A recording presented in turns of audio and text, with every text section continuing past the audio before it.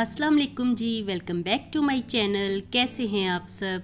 मेरे चैनल में आप सबको खुशामदीद और दुआ है कि सब बिल्कुल खैरियत से हों।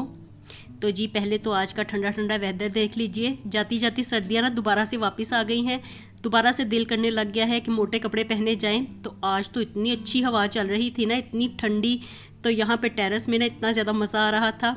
और देखिए दरख्त और पत्ते किस तरह से हिल रहे हैं। तो मुसलसल ही काफ़ी देर से ना तेज़ हवा चल रही थी। मैं यही कह रही थी अल्लाह ताला ने ना मौसम प्यारा कर दिया है। जैसे जैसे रमज़ान करीब आ रहे हैं तो मौसम भी अल्हम्दुलिल्लाह से बड़ा सुहाना होने लग गया है।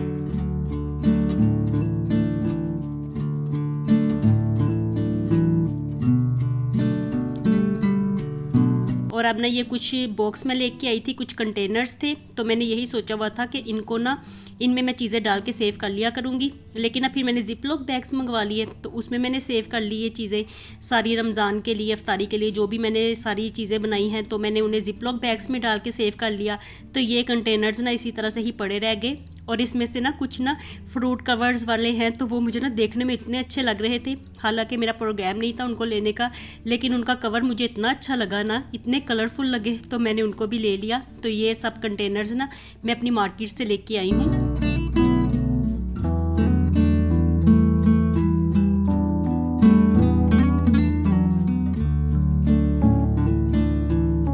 और अब जो मैंने इफ्तारी के लिए चीज़ें बनाई हैं ना, तो सारी फ्रिज को मैं ऑर्गेनाइज़ कर रही हूँ, क्योंकि कल मैंने वॉश किया था उसे।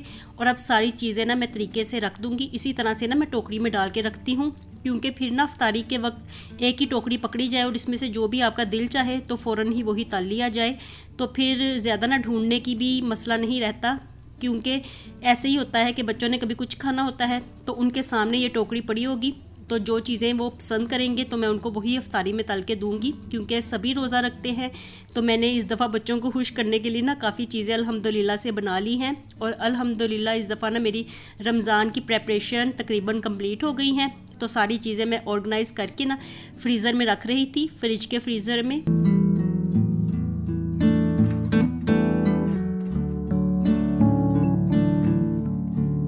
और रोल और समोसे भी मैंने बनाए हुए हैं। तो रोल और समोसे तो वैसे ही ना इफ्तारी के दस्तरखान की जान होते हैं, इनके बगैर तो बिल्कुल भी इफ्तारी का मज़ा नहीं आता। तो जब तक ये ना हो ना, तब तक ऐसे लगता है कि कोई चीज़ अधूरी है।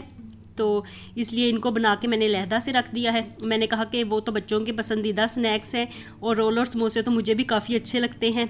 तो इसलिए ना मैंने सब चीज़ें इस तरह से सेपरेट सेपरेट रखी हैं। और कुछ मैंने वेजिटेबल्स भी काट के फ्रीज़ की थी।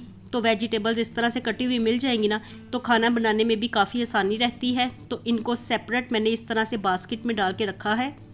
और ये बास्केट्स ना स्पेशली मैंने इसीलिए रखी हुई हैं फ्रिज के लिए, क्योंकि ये मैंने जो फ्रिज लिया था ना, ये इसका साइज़ काफ़ी ज़्यादा बड़ा है। तो फ्रीज़र भी इसका काफ़ी बड़ा है, काफ़ी सामान इसमें आ जाता है। तो इसलिए ना अलहदा अलहदा से ना मैं इसी तरह से चीज़ों को रखती हूँ, ताकि ढूंढने में मुझे कोई मसला ना हो, कोई प्रॉब्लम ना हो। तो ना मुझे यही कमेंट मिल रहे थे कि आपने ये सब चीज़ें तो बना ली हैं, आप अपनी फ्रिज का भी दिखाइए, आपने किस तरह से ऑर्गेनाइज़ किया हुआ है।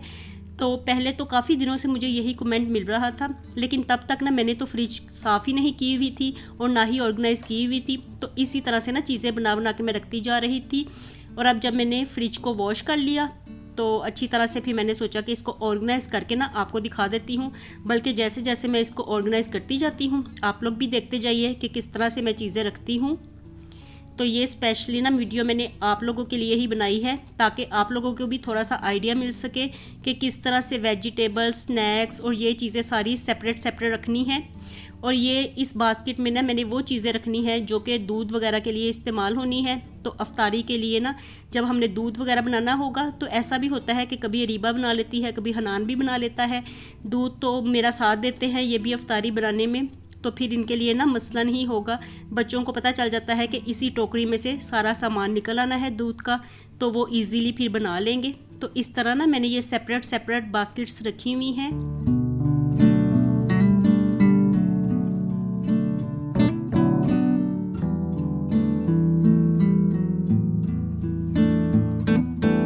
और जब से हमारे घर में ना फ्रोज़न पराठास बने हैं ना, तो तब से ना बच्चों को इतने ज़्यादा पसंद आए हैं ना कि मैंने तो अपनी तरफ से ना रमज़ान के लिए फ़्रोज़न पराठास बनाए थे, लेकिन वो रमज़ान से पहले ही अल्हम्दुलिल्लाह ख़त्म हो गए। तो मुझे ना आज दोबारा से फ़्रोज़न पराठास बनाने पड़ गए। तो मैंने सोचा कि आपके साथ भी ना अब शेयर कर दिया जाए दोबारा से, क्योंकि काफ़ी लोग कह रहे थे कि हमें फ़्रोज़न पराठा की रेसिपी ही नहीं मिल रही।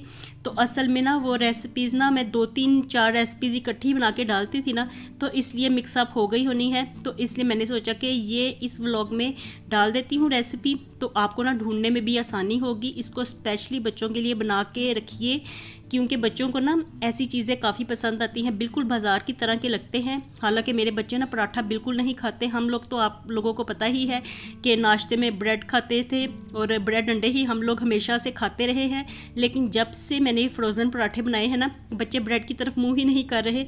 तो उनका डेली यही होता है कि हमने तो फ्रोज़न पराठा ही खाना है। और मैं ना काफ़ी दिनों की 3-4 दिन हो गए हैं कि ब्रेड लेके आई हुई हूँ, वो उसी तरह से ना फ्रिज में पड़ी हुई है। बच्चे कहते ही नहीं है कि हमने ब्रेड खानी है। सुबह उठते साथ सबसे पहले उनका यही होता है कि हमें फ्रोज़न पराठा बना दे। तो पराठे मेरे पहले जो बनाए थे वो तो ख़त्म हो गए, और अब ना आज मैं दोबारा से आटा गूंद रही थी। तो आटे में ना मैंने वही थोड़ी सी चीनी डाली है, तकरीबन 2 टेबलस्पून मैंने चीनी डाली है। और चीनी डालने से ना आटा मीठा नहीं होगा, बल्कि इसका फ्लेवर ना पराठों का बढ़ जाएगा। और अगर आप चाय के साथ भी पराठा खाना चाहेंगे तो तब भी बड़े मज़े का लगेगा। और इसमें थोड़ा सा मैंने नमक भी डाला है। नमक मैंने बिल्कुल थोड़ा डाला है, क्योंकि नमक मुझे इतना पसंद नहीं है, तो इसलिए ना मैं नमक को थोड़ा सा कम ही रखा था मैंने। और साथ ही इसमें मैंने थोड़ा सा ऑयल डाल दिया है। तो जितना आटा था ना उतना ही टेबलस्पून मैंने ऑयल डाल दिया था, और इसको मुनासिब पानी डाल के तो मैंने मशीन में लगा दिया था गूंदने के लिए। तो इसको वैसे आप अगर हाथों के साथ गूंदना चाहें तो वो भी बेस्ट है, हाथों से गूंद लीजिए। और आटा गूंद लेने के बाद ना अब मैंने इसे रेस्ट दिया था, तकरीबन ना आधे घंटे का तो मैंने इसको रेस्ट दिया होगा। और आटा ना पराठों के लिए ना पतला गूंदा जाता है, ना ही बहुत ज़्यादा हार्ड, तो मीडियम आपने आटा गूंदना है। और अब ना मैं इसके पेड़े बना के तो रख लूँगी। तो इसी तरह से ना पराठों के पेड़े बना के ना तो इनको थोड़ा सा रेस्ट देना ज़रूरी होता है, ताकि ये ना फिर बड़े अच्छे बनते हैं पराठे। और अब ना मैं साथ साथ बेलती जाऊँगी और साथ साथ इसमें घी लगा के तो इन्हें फोल्ड करती जाऊँगी। तो इस स्टेज पे ना बिल्कुल इस बात की टेंशन नहीं लेनी कि आपकी रोटी की गुलाई कैसी है, टेढ़ी है, ऐसी वैसी है। बस आपने उसको बेल लेना है, क्योंकि बाद में हमने इसे फोल्ड ही करना है। और इसके बाद जब हम इसे दोबारा बेलेंगे तो तब फिर आप उसकी गुलाई को सेट कर लीजिएगा। और इस तरह से ना रोटी को फोल्ड करके तो हमने बिल्कुल इसको लंबा कर लेना है। और उसके बाद इसे हाथों की मदद से लंबा करेंगे, खूब इसे रस्सी की तरह ना बिल्कुल पतला कर लेना है, लंबा कर लेना है।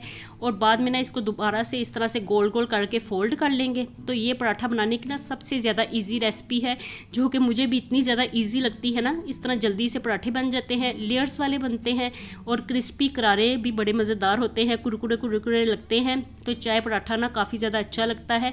बल्कि मैंने भी ना आज चाय पराठा ही खाया था, मुझे भी इतना ज़्यादा मज़ा आया ना, मैंने कहा कि वाकई बच्चे ठीक ही कहते हैं कि ब्रेड से ज़्यादा ना पराठा खाने में अच्छा लगने लग गया है। तो आज मैंने भी खाया, मुझे भी काफ़ी ज़्यादा मज़ा आया था। और अब ना ये सारे पेड़े बना के तो मैंने रख लिए हैं, और अब बारी बारी इन सब को बेलती जाऊंगी।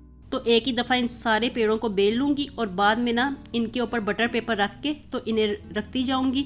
तो एक प्लेट में लेती हूँ, इसके ऊपर बटर पेपर रख के तो ऊपर पराठे 1 बाय 1 रखना शुरू कर देती हूँ, और साथ में बटर पेपर भी रखती जाती हूँ।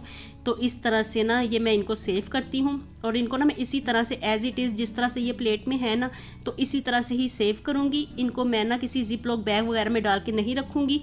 फिर जब ये जम जाएंगे ना तो तब मैं फिर इन्हें शॉपिंग बैग में डाल के रख देती हूँ, क्योंकि ये पराठे ना मैं जो पराठे बनाती हूँ वो साइज़ में बड़े होते हैं, तो जिप लॉक बैग्स में आते नहीं हैं। तो मैंने इसी तरह से ही ये सेट किया हुआ है कि इस तरह से फ्रीज़ करके तो बाद में शॉपिंग बैग में डाल के तो इन्हें फ्रीज़ कर देती हूँ, इसी तरह से सेव कर लेती हूँ। तो चलिए जी, पराठे तो बना के मैं फ्रीज़र में रख आई थी जमने के लिए। और अब ना आज मैं आपके साथ एक डिफरेंट सी रेसिपी को शेयर करने लगी हूँ।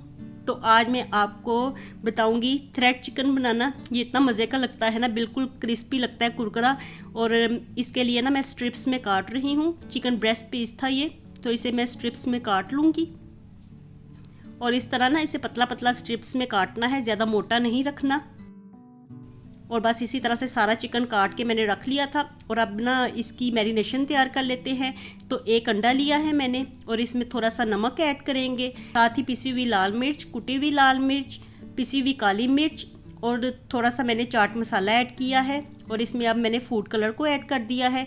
साथ ही 1 टेबलस्पून इसमें कॉर्नफ्लोर ऐड करेंगे, थोड़ा सा सोया सॉस और थोड़ी सी चिली सॉस को ऐड करेंगे। और बस ये सब चीज़ें डाल के ना अब मैं इन्हें ब्लेंड कर लूँगी, ताकि सारे मसाले यकजान हो जाएं।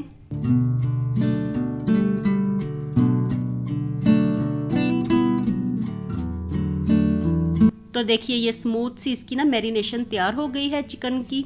चिकन स्ट्रिप्स के ऊपर ना मैं यही मैरिनेशन लगा दूंगी। तो देखिए इसमें ना बड़ी ज़बरदस्त इस तरह से तैयार होती है। तो अब ये सारा चिकन ना हम इसमें मैरिनेट कर देंगे, और मैरिनेट करने के बाद ना इसे मैंने घंटा 2 घंटे इधर ही काउंटर टॉप पे पड़ा रहने दिया था, ताकि चिकन में ना सारा मसाला अच्छी तरह से रच बस जाए। तो ये रेसिपी भी ना आप लोग अफ्तार में बना सकते हैं। अफ्तारी में इस तरह की चीज़ें अच्छी लगती हैं खाने में, और वैसे भी कुछ डिफरेंट चीज़ें होना तो बच्चे शौक से इफ्तारी कर भी लेते हैं। तो मैंने सोचा कि चलो इस रेसिपी को ट्राई करके देखते हैं और आपके साथ भी शेयर करती हूँ कि ये किस तरह की बनती है। फिर अगर आपको पसंद आई, मुझे पसंद आई, तो लाजमी हम लोग ना फिर इफ्तारी में बनाएंगे। और वाकई ये इतने मज़े के लगे ना, ऐसे लग रहा था जैसे हम ना कोई कुरकुरी सी चीज़ खा रहे हो।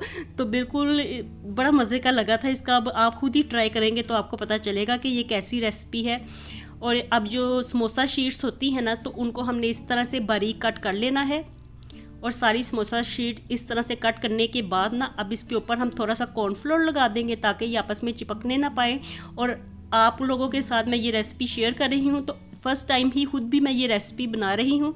तो अभी मैंने भी यहाँ पे टेस्ट नहीं किया हुआ था कि किस तरह की ये रेसिपी बनेगी, तो मैं भी जस्ट बना ही रही थी। मैंने कहा कि चलो न्यू रेसिपी है, मेरे लिए भी न्यू है, तो आपको भी मैं बताती हूँ कि किस तरह से बनेगी। तो ये देखिए यहाँ पे सारी समोसा शीट्स मैंने कट कर ली हैं, उनके ऊपर कॉर्नफ्लोर भी लगा लिया है। और अब एक दफ़ा ना मैरिनेट किया हुआ चिकन हम इसे अच्छी तरह से मिक्स कर देंगे, ताकि ना ये ऊपर नीचे ना एक जैसा हो जाए, मसाला एक जैसा इसके ऊपर लग जाए। और अब बारी बारी ना एक एक स्ट्रिप पकड़ते जाएंगे, और इस कटिंग में इसको फिर इस तरह से फ़ोल्ड करते जाएंगे। तो देखिए इसको ना काफ़ी दबा दबा के हमने फ़ोल्ड करना है, ताकि ये सारी जो कटिंग है ना इसके ऊपर लग जाए, समोसा शीट जो है तो इसके ऊपर लग जाए, अच्छी तरह से चिपक जाए। तो इसी की वजह से ना ये फिर कुरकुरे बनेंगे। और बाद में ना लगा लेने के बाद ना इनको अच्छी तरह से झाड़ लेना है, ताकि जो एक्स्ट्रा होंगी ना तो वो उतर जाएंगी इसके ऊपर से। और अब ना इसे इसी तरह से ना प्लेट में डाल के तो आप फ्रीज़ कर सकते हैं। और अगर आपने अभी से इफ्तारी के लिए बना के इनको फ्रीज़ करना है ना, तो पहले इसी तरह से प्लेट में रख के तो इनको फ्रीज़ कर लीजिए। और जब ये जम जाएं अच्छी तरह से, तो फिर इन्हें जिपलॉक बैग्स में डाल के तो रख लीजिए। और अब मैंने भी ना नेक्स्ट मॉर्निंग में ना इनको फ्राई किया था, तो ये बड़ी अच्छी तरह से ना जमी हुई थी। क्योंकि जिस वक्त मैंने इन्हें रात के वक्त में बनाया था ना, उस वक्त हमारी गैस बिल्कुल स्लो हो गई थी। तो बिल्कुल स्लो आंच पे तो इन्हें तला नहीं जा सकता था। तो इसलिए ना मैंने फिर यही सोचा कि चलो नेक्स्ट मॉर्निंग में ना नाश्ते में बच्चों को ये साथ में बना दूंगी। तो अब ना ये देखिए यहाँ पे ना मैं इसको फ्राई कर रही थी। वैसे तो इसको ना लो मीडियम फ्लेम पे ही फ्राई करना होता है, लेकिन रात को फ्लेम ज़्यादा ही लो था, तो उस पर तला नहीं जाना था इन्होंने। तो अब देखिए इसको ना तलने में सिर्फ 5 मिनट ही लगे थे। लो मीडियम फ्लेम पे मैंने इसे फ्राई किया था। पहले ऑयल को अच्छी तरह से गर्म कर लिया था। तो ये देखिए कितने मज़ेदार लग रहे हैं ना, बहुत ज़्यादा कुरकुरे लगते हैं ये। एकदम से इसको खाओ ना तो ऐसा लगता है कि क्रंची चीज़ आपने खा ली हो। तो काफ़ी मज़े के बने थे ये, मुझे तो पसंद आए हैं। मैंने सोचा कि चलो इस रेसिपी को भी ना अफ्तारी में ट्राई करेंगे। आज मैंने फ़र्स्ट टाइम ट्राई की थी और अल्हम्दुलिल्लाह से काफ़ी मज़े के बन गए थे। तो आप भी इसे ज़रूर ट्राई कीजिएगा। तो यहाँ पे मैंने एक खा के आपको दिखा रही थी कि कैसा लग रहा है। मुझे खाने में काफ़ी ज़्यादा मज़े का लगा था। तो चलिए जी, इसके साथ ही व्लॉग का एंड करते हैं। मिलती हूँ आपसे दोबारा नए व्लॉग के साथ। खुश रहिए जी, आबाद रहिए, अपना बहुत सा ख्याल रखिएगा। अल्लाह हाफिज़।